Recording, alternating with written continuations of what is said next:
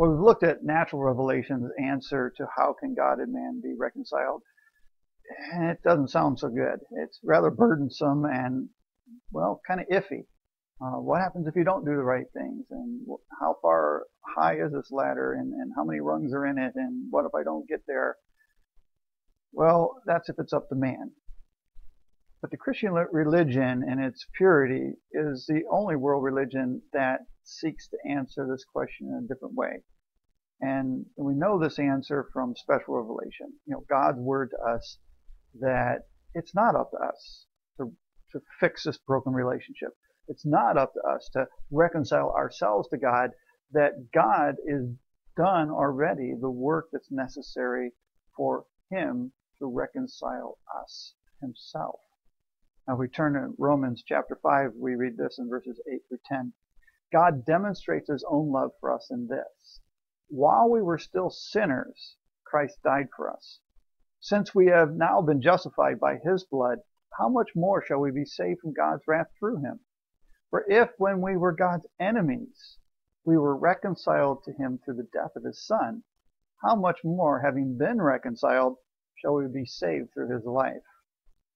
Now, these three verses here kind of capture the core or the main idea of Christianity. And it just lays it all out there for us. It tells us that we were sinners. While we were sinners, we were God's enemies. That's the condition we were born into. But while we were still sinners, when we couldn't do anything for ourselves, when we couldn't heal this broken relationship we have with God, God took care of that for us. He took the initiative, and that's what happened when Christ died for us. Think of it this way. In the theology of the ladder, the ladder is set in place, and we have to go from where we are, lowly, sinful people separated from God, to where God is, a holy, righteous God. It's up to us to ascend to God, to meet him where he's at. Well, that's impossible. How can sinful people become holy? How can sinful people ascend to God where he's at? But the theology of the cross, and that's what we're talking about here, the theology of the cross, teaches us something very different. It's where God comes to us and he meets us where we're at.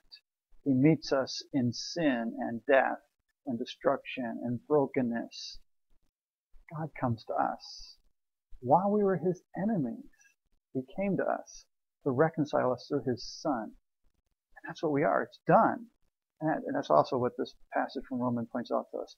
We were reconciled to him, it tells us, through the death of his Son. An accomplished fact, a reality, that Christ died for us. And in dying for us, he's reconciled us to God the Father. He's reconciled us to himself.